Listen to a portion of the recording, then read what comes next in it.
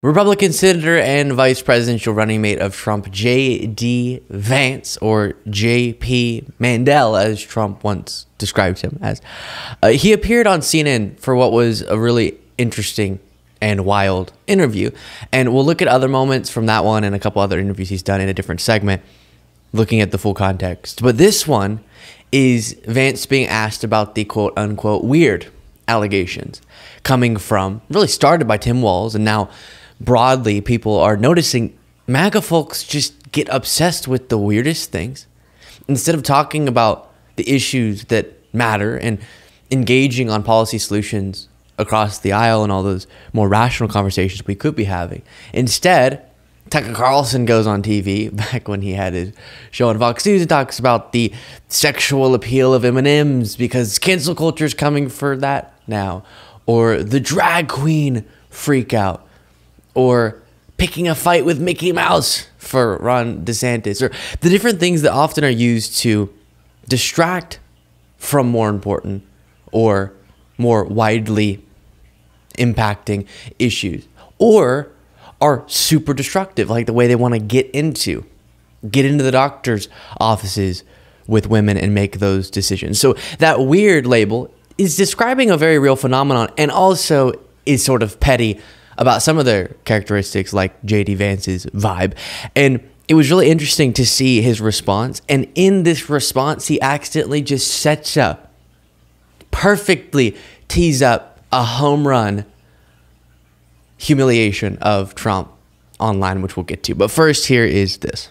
I want to move on to something that Governor Walz has called you and Donald Trump, and that is weird. Sure. And it is taken off. The New York Times reports that when Donald Trump was asked about it, he said, "Not me, they're talking about JD."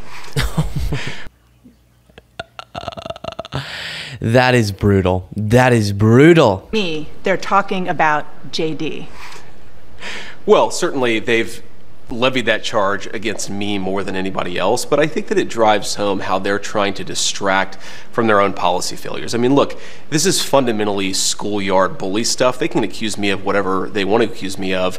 As Harry S. Truman once said, if you can't take the heat, stay out of the kitchen. And I'm doing this because I think that me being vice president will help improve people's lives. So I accept their attacks, but I think that it is a little bit of projection, Dana. If you think about, just take a couple of days ago. Tim Walz gives this big speech. He's been announced as the VP nominee.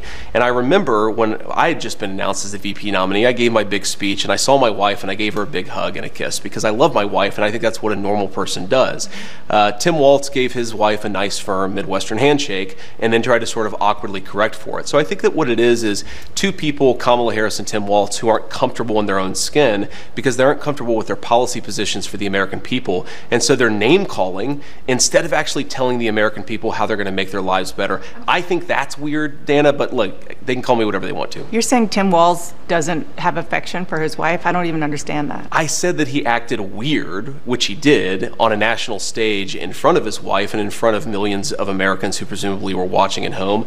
And I think that it's projection, Dana. Look, So we'll get to how him saying that, making fun of Tim Walz in that way, bad move, JD. You set us up perfectly to mock your boss, Donald, and his affection or lack thereof, his public appearances with his wife. We'll get to the moment that's being referred to, though, first, of Tim Walz. But I think this is why it's such a genius insult to be initiated by the left, because it puts someone like J.D. Vance in the position of trying, as you heard him there, trying to take the high road and to keep it about policy. But then what does he do? Whenever a weird allegation hits you and it hits close to home, he had to let out an insult the opposite direction. But see, our point, if you dive into it, is really substantive. It's a really, as I explained previously, important point. And the point is actually furthered by the way we're seeing MAGA react to it. Because they'll say, we're the weird ones? What about, and this is their phrase for him now, their label, Tampon Tim, as they're calling Tim Walz. He mandated tampons in boys' bathrooms. Fact check, False. Never happened. But it causes them to sort of snap and say things that no one relates to, no one understands where it's coming from, or invent things like the litter box story. Why are you guys making up stories about little kids going to the restroom in litter boxes? It's just made up. That's weird, right? It puts them in a place where they actually end up doing the very thing that we're saying, but then we have to bring it back to the underlying point, which is the reason these weird characteristics make themselves present is because they're trying to obsess over things. Their demonization, for example, of LGBTQ people, their fear-mongering about that. The left, the LGBTQ agenda, it's coming for your children. It's a weird obsession of theirs, but the underlying important point is it's harming people, so that's important. And also it's being used to distract from, interesting he said this about the left, because this applies to him very well, his own policy failures or just his own unpopular policies or their unpopular policies. So with that being said, here's the moment he was talking about with Tim Walz.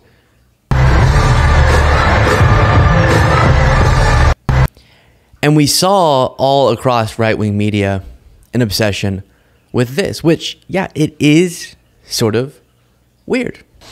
Here's Twitch. I should say it's weird that you're focusing on this. Twitchy Tim, they're calling him. Weird attack, Jesse. Here's Twitchy Tim on stage, waving profusely in a very unsettling manner. Very unsettling. Men should not move this way. It's not the way we move. And the handshake is probably the most telling. This is Walz and his wife shaking hands like business associates, followed by a weird hug. Now, I'll say it again, as I did when we originally covered that. Podcast listeners, I can't decipher what's weird about that. She's standing a little ways away from him. So he reaches out, grabs her hand to pull her towards him and give her a hug. And then they were criticizing, but why'd you bend down like that? Because she's a lot shorter than him, okay? And all of the moments they're making fun of with Walz is him just being, this is going to make them really uncomfortable, being an authentic human person, okay? Just being a relatable person who walks out in front of tens of thousands of people cheering. And most people aren't able to just go, I don't know, stare blankly. What do they want from him? Or a perfect wave. Practice politicians maybe. But the thing people like about Tim Walz is that he would walk out and go, oh, grab his chest, bend over in excitement. Because normal people are overwhelmed by that. That's crazy. Tens of thousands of people cheering for you. And I think it's more authentic than Trump's dance move that he does. Now, I would never make fun of Trump in the very way they're making fun of Walz, unless it's in self-defense. So if we're going to talk about weird political couples and the way that they don't seem to be expressing the affection in their physical interactions in the way you would expect a husband and wife to, maybe we remind ourselves about this.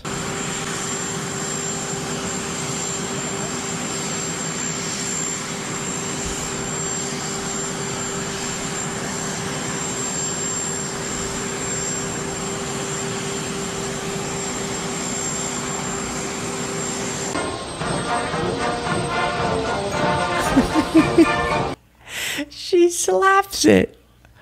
At least Tim Walz's wife wanted to embrace, wanted to grab his hand even. Look at this. I think, let me flip it around. I don't think highly at all. The opposite of that when it comes to Melania Trump. People who portray her as just sort of not knowing what's going on. She knows exactly what she's doing. She's on board with the vile rhetoric and behavior of her husband. And while she doesn't really support it out in public much, she is supportive of it in her relationship with him. And obviously on paper saying she is supportive of these policies. So we cannot praise her for petty things like this, but there's something epic, okay, about the way that she slaps this away.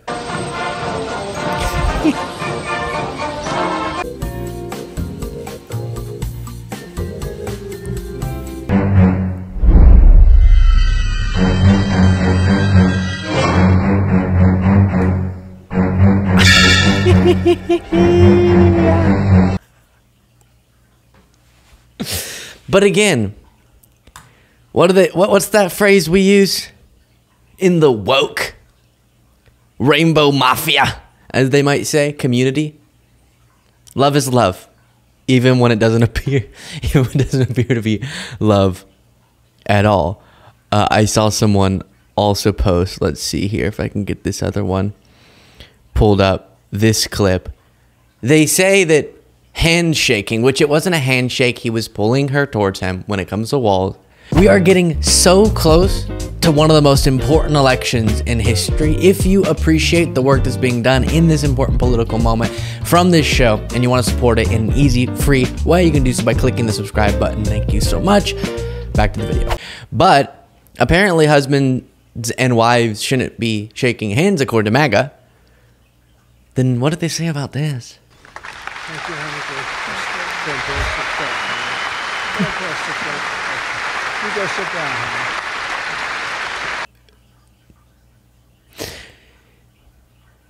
You know, you have the great love stories throughout history, right?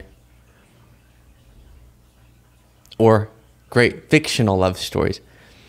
And I think among all of those, you can put gushing affection like this. Thank you, honey. You go sit down, honey. She looks so unhappy. Okay, so if you were thinking when I said the great love stories throughout history and then didn't cite any examples, and then the great fictional stories and then didn't cite any examples, yes, it's because I couldn't think of any examples. So I'm sorry, but there it is. I don't think JD Vance intended to do this, but that's the whole conversation now. Oh, let's reflect on, and those are just a few examples. I know you know that, but let's reflect on the strange behavior publicly between Trump and, or I should say Donald and Melania Trump. And it reminds me of how they're attacking Tim Walz on them wrongly saying that he has been lying about his military service, and they're levying that attack. But all that's doing, at least in the general public, is bringing back the conversation about how Trump dodged the draft, called fallen soldiers suckers and losers, disparaged McCain's service, and now he's going after Walz's service. You really have this pattern emerging where service of those who they don't like politically, they don't respect. They're not appreciative of. And it's crazy how that's backfiring.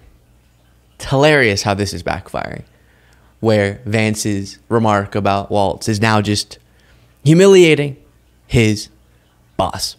Let me know what you thought of that in the comments. If you want to get extra content daily, you can do so by clicking the join button below. And if you want to donate to the Harris Walz campaign, you can do so by clicking the link in the description of this video.